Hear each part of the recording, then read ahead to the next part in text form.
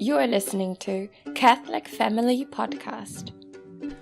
Greetings, fellow travelers through the liturgical year. This is Lisa Davis with another Feast Day Quick Take on the feast of the 40 Holy Martyrs of Sebaste.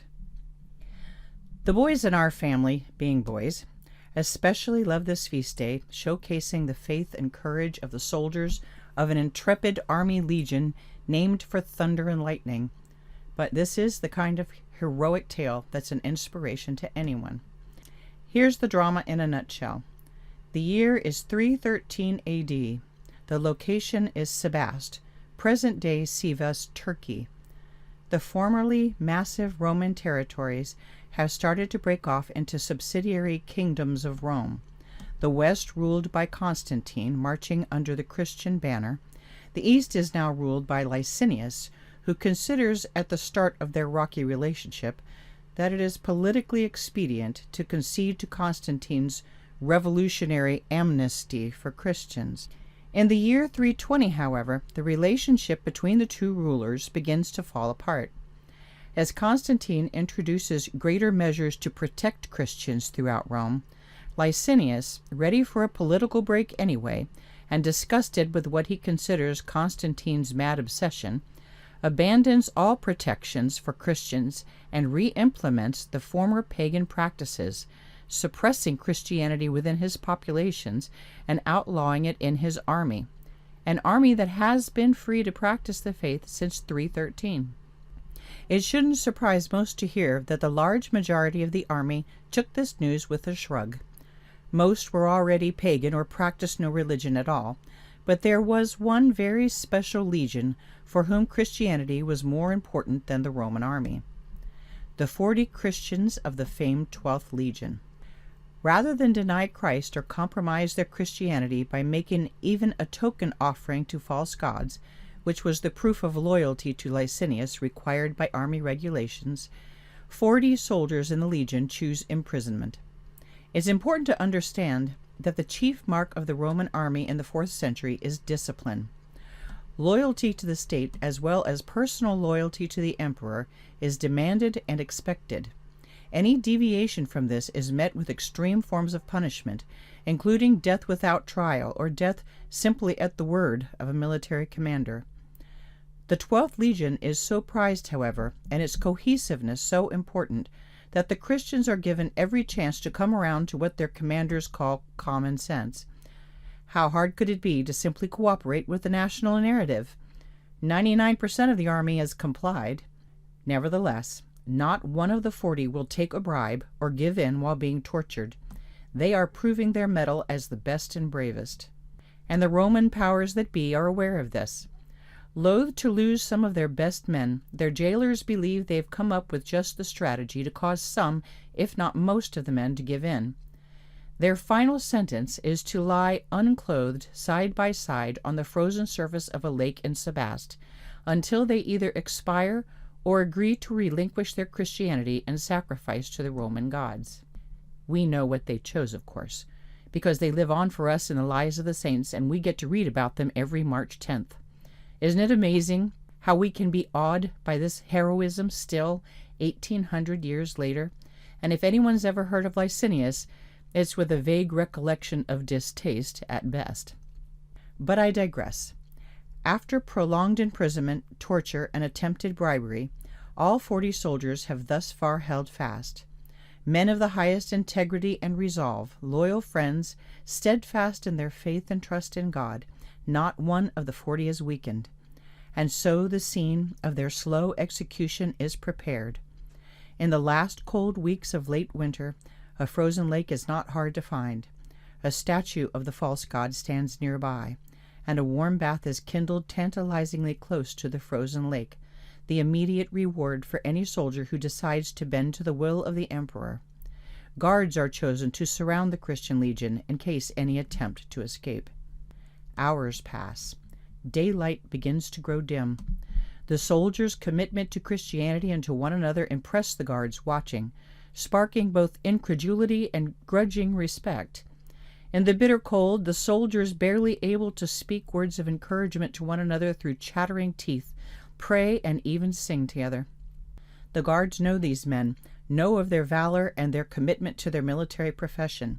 How bewildering it is that they choose to waste their lives over loyalty to an upstart religion. Surely they'll see reason and save themselves. But as night closes in, only one young man weakens out of the 40. Though his friends call after him to hold fast, he rises weakly and stumbles to shore, intending to save his life by plunging into one of the waiting tubs. But the sudden change of temperature, or is it God's justice, result rather in his immediate death. Poor man!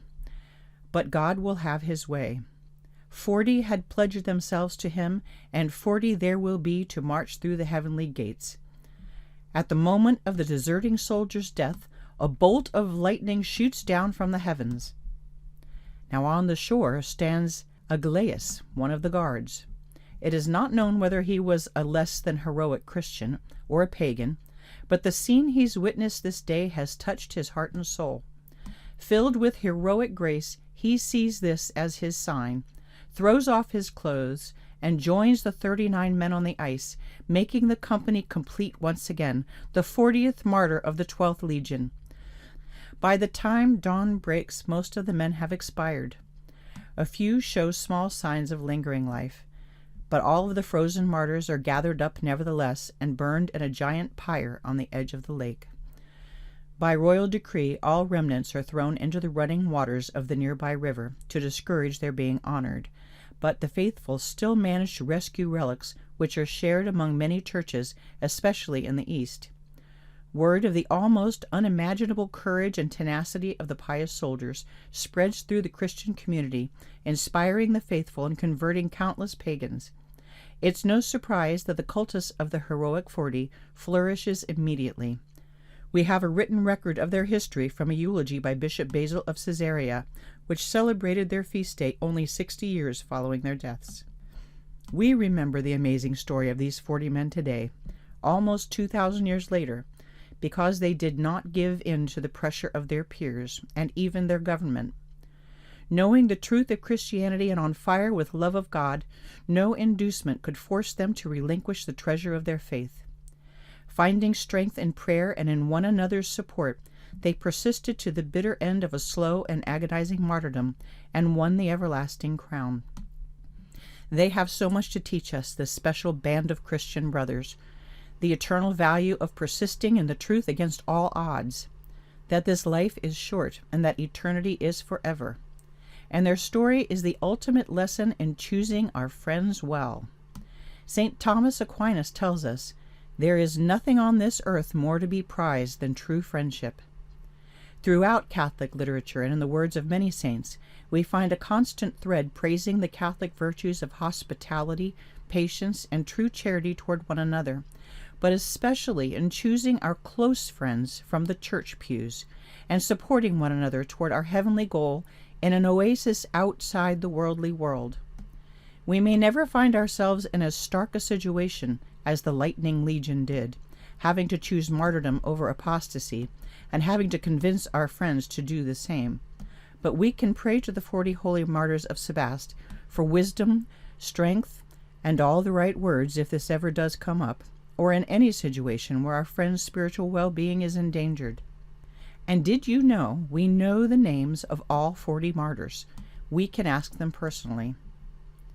Ora pro nobis, Saint Acacius, Saint Aetius, Saint Alexander, Saint Engus, Saint Athanasius, Saint Candidus, Saint Chudian, Saint Claudius, Saint Cyril, Saint Cyrian, Saint Domitian, Saint Domnus, Saint Ecdicus, Saint Elias, Saint Eunocius, Saint Eutychius, Saint Eutychius, Saint Flavius, Saint Gaius, Saint Gorgonius, Saint Helianus, Saint Heraclius, Saint Hesychius, Saint John, Saint Lysimachus, Saint Meliton, Saint Nicholas, Saint Philoctemnon,